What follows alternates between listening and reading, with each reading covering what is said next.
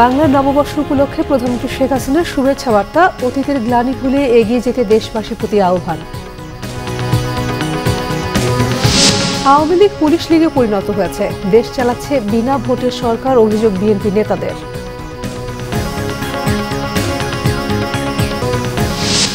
ঈদের বেচাকেনা ছাড়িয়েছে 2.25 লাখ কোটি টাকারও বেশি, দোকান মালিক সমিতির তথ্য। কমেছে পোশাক বিক্রি।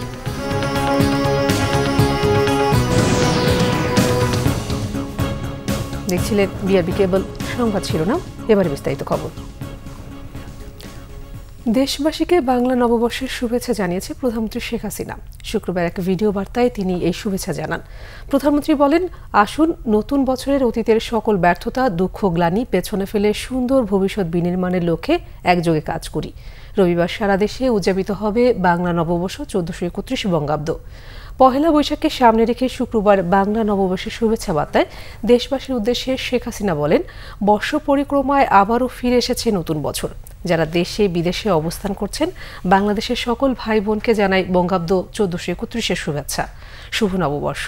প্রধানমন্ত্রী কবি সুফিয়া কামালের ভাষায় উচ্চারণ করে বলেন, পুরাতন গত হোক, যবনিকা করি উন্মোচন, তুমি এসো হে নবীন, হে বৈশাখ নববর্ষ, এসো হে নতুন।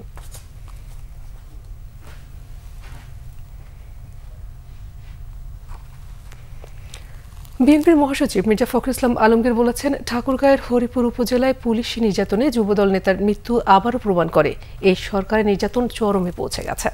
শুক্রবার বিকেলে ঠাকুরগাঁয়ের হরিপুর উপজেলায় নিহত যুবদল নেতার কবর জিয়ারত ও তার পরিবারের সাথে সাক্ষাৎ শেষে তিনি একথা বলেন। মির্জা ফখরুল অভিযোগ করে বলেন, হরিপুর উপজেলার যুবদল নেতা আকরামকে পুলিশ বিনা কারণে তুলে নিয়ে হাজতে পিটিয়ে হত্যা করেছে। যে দেশে পুলিশ হাজতে নির্যাতন করে হত্যা করা হয়, সেই দেশের অবস্থা কি পর্যায়ে সেটি ভাবার বিষয়। এই দেশে যারাই রক্ষক, আজ তারাই ভক্ষক।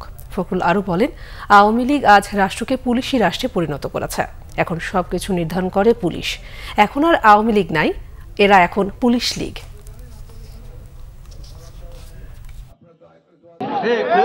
এই রাষ্ট্রকে তারা সত্যিকার অর্থেই একটা গভীর পুলিশ রাষ্ট্রের সৃষ্টি করেছে। এখন সব কিছু নির্ধারণ করে পুলিশরা। এখন তারা আওয়ামী লীগ নাই, এটা পুলিশ লীগ। আমার প্রশ্ন একটাই, যে আজকে পুলিশ কাস্টডিতে কেন আকরামকে প্রাণ দিতে হলো? সুস্থ সবল একজন যুবক, তাকে পুলিশ ধরে নিয়ে গেল বিনা কারণে। তার বিরুদ্ধে কোনো মামলা হয়েছিল না, সে সবসময় জামিনে ছিল, তারপরে তাকে ধরে নিয়ে গেছে। বন্ধুগণ, এটা শুধু হরিপুরের একটা ঘটনা নয়, সারা দেশে এসব অসংখ্য ঘটনা ঘটেছে। এদিকে বিএনপি স্থায়ী কমিটির সদস্য আমির খুশরু মাহমুদ চৌধুরী বলেছেন, প্রধানমন্ত্রী ও তার 2-4 জন অনুসারী ছাড়া সরকারের প্রতি দেশ বিদেশের কারো সমর্থন নেই। শুক্রবার চট্টগ্রামের মেহেদিবাগের বাসায় সাংবাদিকদের এক প্রশ্নের জবাবে তিনি একথা বলেন। এ সময় আমির খুশরু বলেন, বিনা ভোটের সরকার দেশ চালাচ্ছে, তাদের শোষণের কারণে বিপুল মানুষ দরিদ্র হচ্ছে, দলীয় মানুষের হাতে সম্পদ কেন্দ্রীভূত হচ্ছে। সরকার স্বাধীনতা যুদ্ধের আকাঙ্ক্ষাকে ধূলিসাৎ করে দিয়েছে বলেও মন্তব্য করেন আমির খুশরু। এই অবস্থা থেকে মুক্ত হতে ঐক্যবদ্ধ আন্দোলনের মাধ্যমে ফ্যাসিস্ট সরকারের পতন ঘটানোর কথা বলেন তিনি। যেন বুক ফাটা কষ্ট, দিন কাটছে আহাজারিতে। সান্ত্বনা বা কান্নার নোনা জল থামানোর উপায় নেই। বেইলি রোডের আগুনে প্রিয়জন হারানোদের কাছে এবারে ঈদ এসেছে বাড়তি কান্না হয়ে। সন্তানের সাথে 3 নাতিকে হারানোর শোক সঙ্গী হয়েছে হেলেনা বেগমের। বিস্তারিত ফরুক বাবু রিপোর্টে, ক্যামেরায় ছিলেন জহুরুল হক জনি।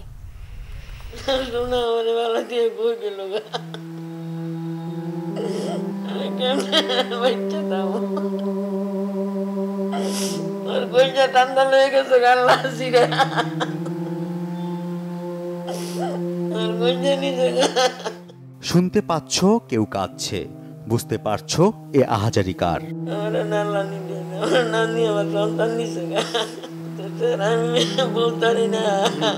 সভ্যতার বিকাশে আগুন এসেছিল আলো হয়ে, সেই আগুনে আজ এখানে কাল সেখানে মৃত্যুপুরী।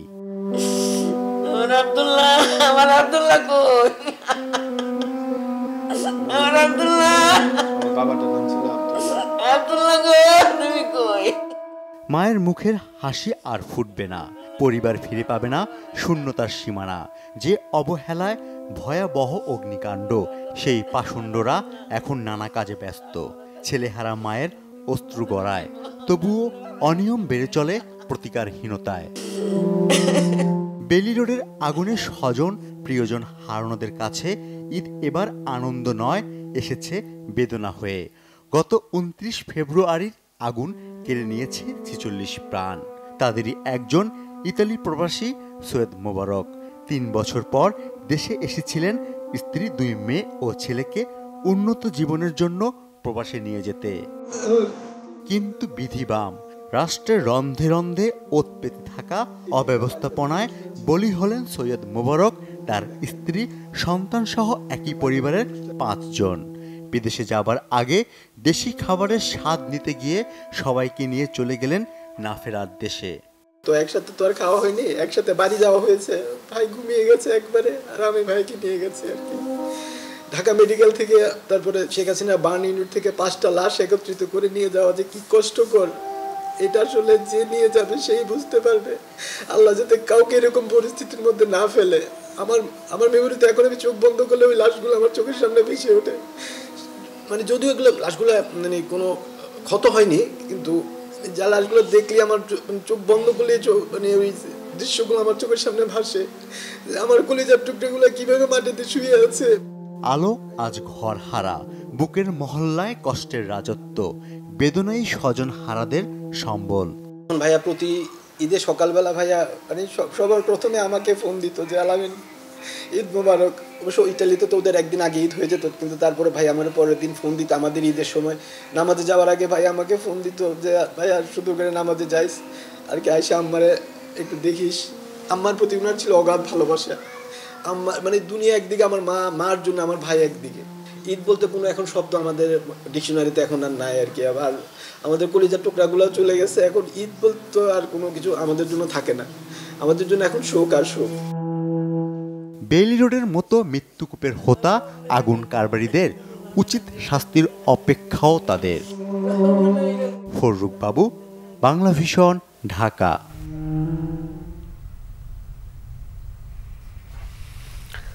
আগের ঈদের তুলনায় এবার 10% বেশি বেচাকেনা হয়েছে বলে জানিয়েছেন বাংলাদেশ দোকান মালিক সমিতির সভাপতি হেলাল উদ্দিন। টাকার অঙ্কে বেচাকেনা ছাড়িয়েছে 2.25 লাখ কোটি। তবে মূল্যস্ফীতির চাপে পোশাকের বিক্রি এবার 20% কমেছে, এমন তথ্য বাংলাদেশ দোকান মালিক সমিতির। এবার আমাদের ধারণা ছিল 1,65 থেকে 70,000 কোটি টাকার মধ্যে এটা ওঠানামা করবে, বাট আমরা কিন্তু এটা অ্যাচিভ করতে পেরেছি। টাকার অঙ্কে কিন্তু আমরা সেই জায়গায় মানে পৌঁছে গেছি, কাছাকাছি জায়গায় পৌঁছে গেছি, কিন্তু সংখ্যার দিক থেকে আমরা কিন্তু সেই জায়গায় পৌঁছাই নাই। অর্থাৎ আপনি যদি মনে করেন যে আমাদের একজন ব্যবসায়ী ভেবেছিল যে এবার 5,000 পাঞ্জাবি সে বিক্রি করবে, কিন্তু 5,000 পাঞ্জাবি কিন্তু সে বিক্রি করতে পারে না। সংখ্যার দিক থেকে আপনি ধরেন প্রায় 15 থেকে 20% কমেছে নিঃসন্দেহে। হ্যাঁ, আমি বললাম না, যার 3টা কেনার কথা উনি 2টা কিনেছেন, যার 5টা কেনার কথা উনি 3টা কিনেছেন।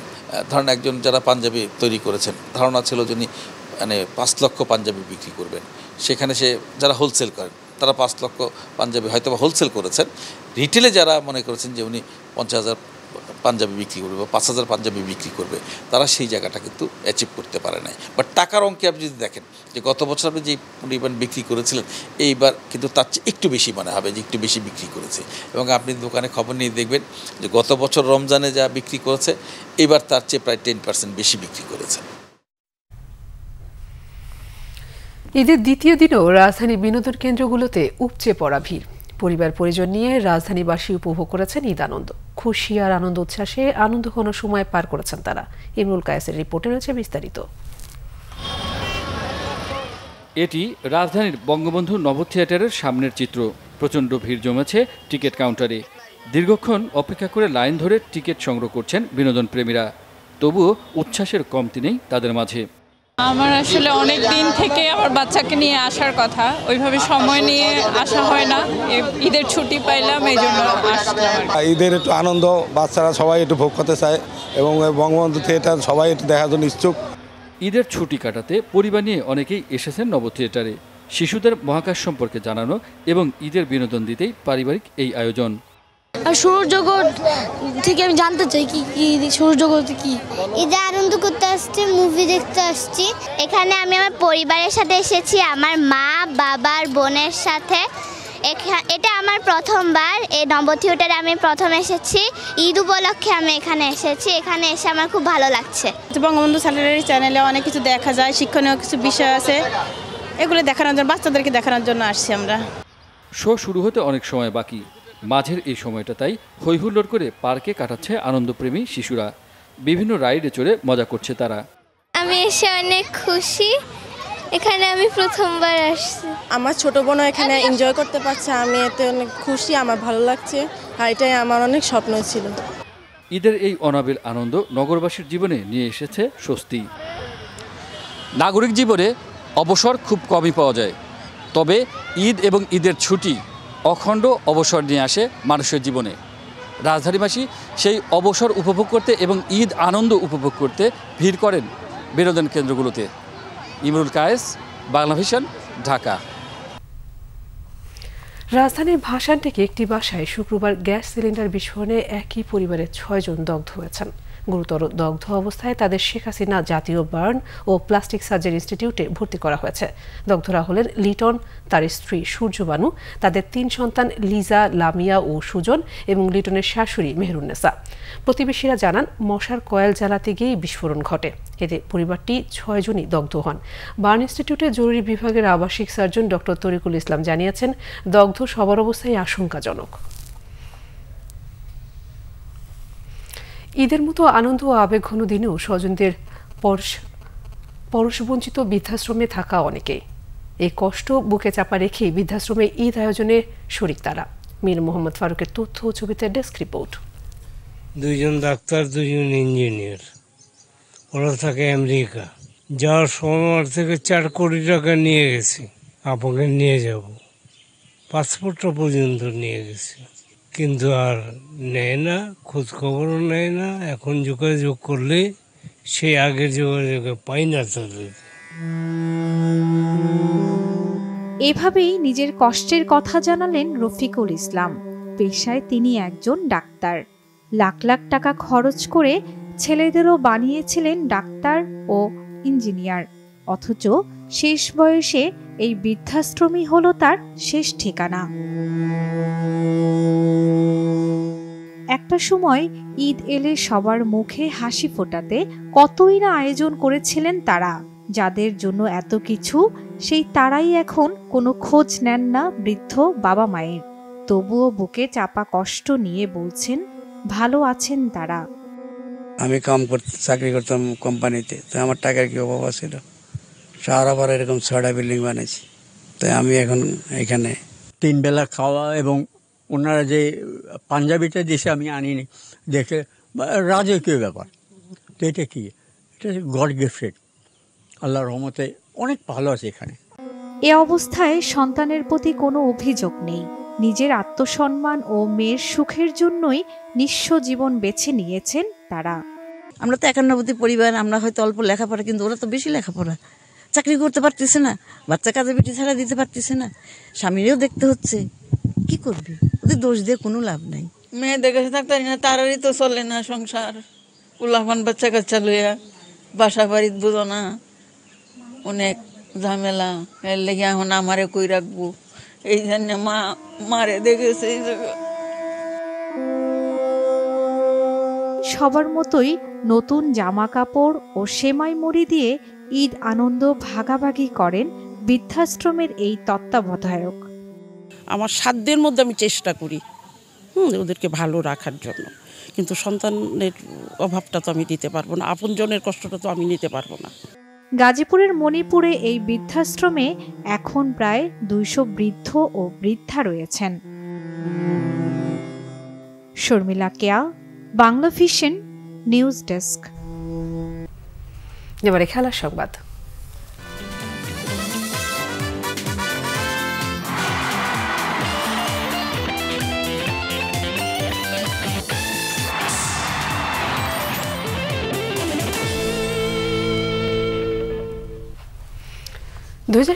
সালের ওয়ানডে বিশ্বকাপের ভেন্যু চূড়ান্ত করেছে আইসিসি ও স্বাগতিক 3 দেশ।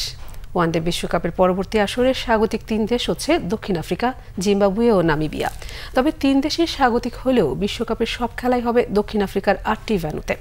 টুর্নামেন্ট শুরুর 3 বছর আগেই দক্ষিণ আফ্রিকার 8টি ভেন্যু চূড়ান্ত হলেও জিম্বাবুয়ে ও নামিবিয়াতে কোনো খেলা হচ্ছে না। ক্রিকেট দক্ষিণ আফ্রিকার প্রধান নির্বাহী ফেলুতেসি মোসেকি জানিয়েছেন, বৈজ্ঞানিক কারণ বিবেচনা করে দক্ষিণ আফ্রিকার 8টি ভেন্যু বাছাই করা হয়েছে। বিমানবন্দর থেকে দূরত্ব ও হোটেল রুমের সহজলভ্যতা বিবেচনায় রাখা হয়েছে। তবে বিশ্বকাপের লাভের অংশ 3 দেশই পাবে।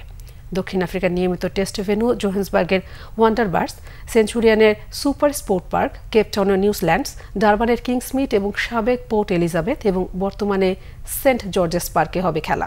এছাড়া অন্য 3টি ভেন্যু হল ব্লুমফন্টেনের মানগাঁও ওভাল, পার্লের বোল্যান্ড পার্ক ও ইস্ট লন্ডনের বাফেলো পার্ক। 2027 সালের অক্টোবর ও নভেম্বর মাসে অনুষ্ঠিত হবে 12তম ওয়ানডে বিশ্বকাপ। তার আগে 2025-এর আইসিসি চ্যাম্পিয়ন ট্রফি পাকিস্তানে এবং 2026 টি-20 বিশ্বকাপে যৌথভাবে স্বাগতিক ভারত ও শ্রীলঙ্কা।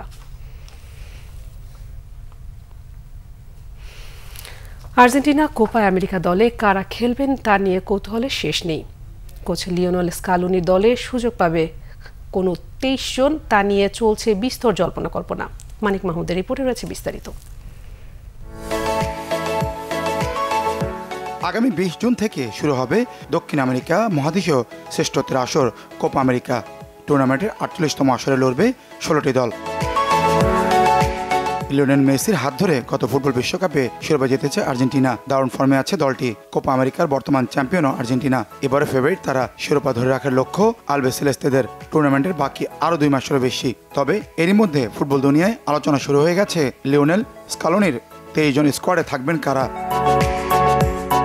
ক্লাব ফুটবল ও আন্তর্জাতিক ফুটবলে মেসি, ডি মারিয়া, এমিলিয়ানো মার্টিনেজদের পারফরমেন্সের সাথে অন্য আর্জেন্টাইন ফুটবলারদের পারফরমেন্সের দিকেও কড়া নজর রাখছেন কোচ স্কালোনি। এবছর কোপা আমেরিকায় আনা হয়েছে বেশ বড় পরিবর্তন। শুধু দক্ষিণ আমেরিকা নয়, কনকাকাফ বা উত্তর আমেরিকার দলগুলোকেও যুক্ত করেছে কোপা আমেরিকার নিয়ন্ত্রক সংস্থা CONMEBOL. Argentina, Brazil, Chile, Uruguay সহ কনমেবলের 10 দলের সাথে খেলবে যুক্তরাষ্ট্র, মেক্সিকো, কানাডা সহ কনকাকাফের 6 দল। 4টি গ্রুপে লড়বে দলগুলো। আয়োজক মার্কিন যুক্তরাষ্ট্রের 14টি ভেন্যুতে হবে টুর্নামেন্টের ম্যাচগুলো। ফুটবল বিশ্বের নাম্বার 1 দল আর্জেন্টিনার জন্য টুর্নামেন্টের ব্যস্ততা শুরু হবে প্রথম দিন থেকেই। উদ্বোধনী ম্যাচে কানাডার বিপক্ষে খেলতে নামবে লিওনেল মেসিরা। গ্রুপ এতে আর্জেন্টিনার বাকি 2 প্রতিপক্ষ পেরু ও চিলি। শিরোপা ধরে রাখার মিশনে সবচেয়ে শক্তিশালী দলটাই করবেন স্কালোনি। এটা তো আর বলার অপেক্ষা রাখে না। 23 জনের দলে সৌভাগ্যবান কারা হতে পারেন, আর্জেন্টিনার কিছু গণমাধ্যম প্রকাশ করেছে সম্ভাব্য তালিকা। ফরওয়ার্ড লাইনে দ্য ম্যাজিশিয়ান লিওনেল মেসির সাথে আনহেল ডি মারিয়াকে ঠিক করে রেখেছেন স্কালোনি। এর সাথে Lautaro Martinez, Julian Alvarez, Paulo Dybala এবং নিকোলাস গঞ্জালেসও প্রায় নিশ্চিত। শেষ স্পটের জন্য লড়বেন আলেহান্দ্রো গার্নাচো ও ফাকুন্দো বোনান্তে।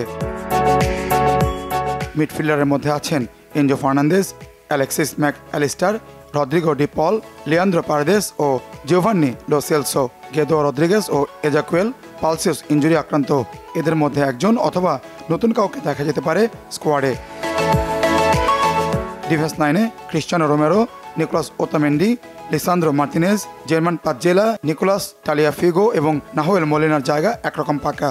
স্কালোনি স্কোয়াডে আরও একজন ডিফেন্ডার কে হবেন তা বাছাই করা হবে গঞ্জালো মন্তিয়াল, মার্কোস আকুনা ও নেহুয়েন পেরেজের মধ্য থেকে। গোলকিপিংয়ে 3 জনের মধ্যে এমিলিয়ানো মার্টিনেজ ও ফ্রাঙ্কো আরামানি থাকছেন, এটা প্রায় নিশ্চিত। তৃতীয় গোলরক্ষকের বিবেচনায় আছেন ওয়াল্টার বেনিতেজ ও জেরোনিমো রুল্লি। এদের মাঝে কোচ স্কালোনির পছন্দে এগিয়ে বেনিতেজ। 1916 সালে শুরু হওয়া কোপা আমেরিকা 108 বছরের পুরনো ঐতিহ্যবাহী ও মর্যাদাপূর্ণ টুর্নামেন্ট। দক্ষিণ আমেরিকা মহাদেশীয় শ্রেষ্ঠত্বের আসরে সর্বোচ্চ 15 বার চ্যাম্পিয়ন হয়েছে আর্জেন্টিনা। সমান সংখ্যক শিরোপা জিতেছে উরুগুয়ে। ব্রাজিলের ট্রফি 9টি। Manik Mahmud, Bangla Vision, sports desk. সংবাদ শেষ করব বিআরবি কেবল শিরোনামগুলো আরেকবার জানিয়ে। বাংলা নববর্ষ উপলক্ষে প্রধানমন্ত্রী শেখ হাসিনার শুভেচ্ছা বার্তা, অতীতের গ্লানি ভুলে এগিয়ে যেতে দেশবাসীর প্রতি আহ্বান। আওয়ামী লীগ পুলিশ লীগে পরিণত হয়েছে, দেশ চালাচ্ছে বিনা ভোটে সরকার, অভিযোগ বিএনপি নেতাদের।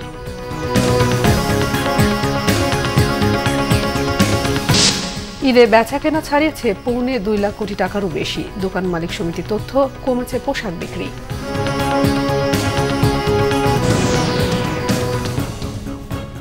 এই ছিল এখনকার মতো। পরের সময় সকাল 7:30টায় দেখার আমন্ত্রণ রইল। এছাড়া বাংলা ভিশন সংবাদ এবং সংবাদ সংশ্লিষ্ট অনুষ্ঠান দেখতে ভিজিট করুন www.bvnews24.com ও facebook.com/banglavisionnews এবং সাবস্ক্রাইব করুন youtube.com/banglavisionnews। ধন্যবাদ সবাইকে।